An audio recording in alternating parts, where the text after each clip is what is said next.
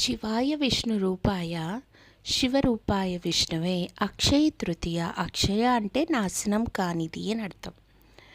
సంపద శ్రేయస్సు కోసం జరుపుకునే అత్యంత పవిత్రమైన హిందూ పండుగ.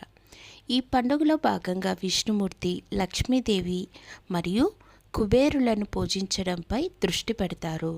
ఈ పండుగల ఆచారాలలో భాగంగా తెల్లవారుజామునే లేచి ఇల్లంతా క్లీన్ చేసుకొని పసుపు రంగు వస్త్రాలు ధరించి ఇంట్లో దేవుడి యొక్క గదిలో శుభ్రంగా కలశ స్థాపన అనేది చేస్తారు.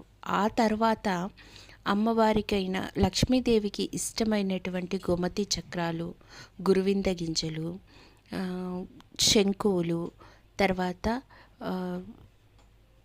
అమ్మవారికి సంబంధించిన లక్ష్మీప్రదమైన వస్తువులు, సుగంధభరితమైన వస్తువులు ఉంటాయి కదా, ఇలాచి, దాల్చిన చెక్క, సోంపు, అలాగే పచ్చకర్పూరం, ఒక గ్రీన్ కలర్ క్లాత్, అలాగే లవంగాలు, ఇలా శుభప్రదమైన వస్తువులను కనుక తీసుకొని అమ్మవారికి అర్చన చేసిన అనంతరం 21 గోమతి చక్రాలు, 21 లక్ష్మీ గవ్వలు సేకరించి వాటికి పూజ అంతా ఆచరించి అమ్మవారి అష్టోత్తర శతనామావళి చదువుకోవచ్చు, లేదా సహస్రనామాలతో కలువ పూలతో కూడా పూజించవచ్చు, లేదా మల్లె పూలతో పూజించవచ్చు.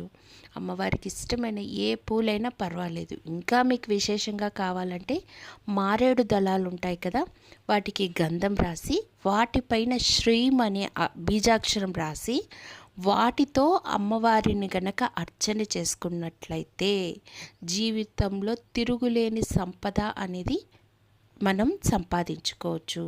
ఇంట్లో శ్రేయస్సు పెరుగుతుంది. బంగారం, వెండి ఇట్లాంటి వాటిని కొనడం కన్నా ఇలా అమ్మవారి యొక్క పూజ చేసుకొని మన ఇంట్లో ఉన్న లక్ష్మీప్రదమైన వస్తువులను ఎనర్జైజ్డ్ చేసుకొని డబ్బు దాచుకునే ప్లేస్లో ఆ గ్రీన్ కలర్ క్లాత్లో అన్నీ వేసి చుట్టి పెట్టడం బట్టి ధనం అనేది డబుల్, ట్రిపుల్ కూడా అవుతుంది. మన యొక్క కర్మలు అనేది అమ్మవారు తగ్గించి మనకి ఎంత అవసరమో దానికన్నా మించే ఇస్తుంది. ఎందుకంటే మనం పూజ అనేది మనసు కల్మషం లేకుండా చేసుకుంటే అమ్మవారి అనుగ్రహాన్ని పూర్తిగా పొందొచ్చు. అలాగే ఈరోజు చేసే దానం కూడా చాలా విశేషమైనది.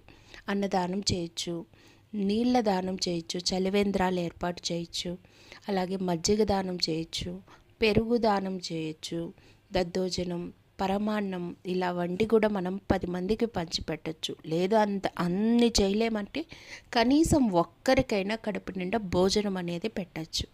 ఇలా చేయడం బట్టి శ్రేయస్సు పెరుగుతుంది, సంపద పెరుగుతుంది.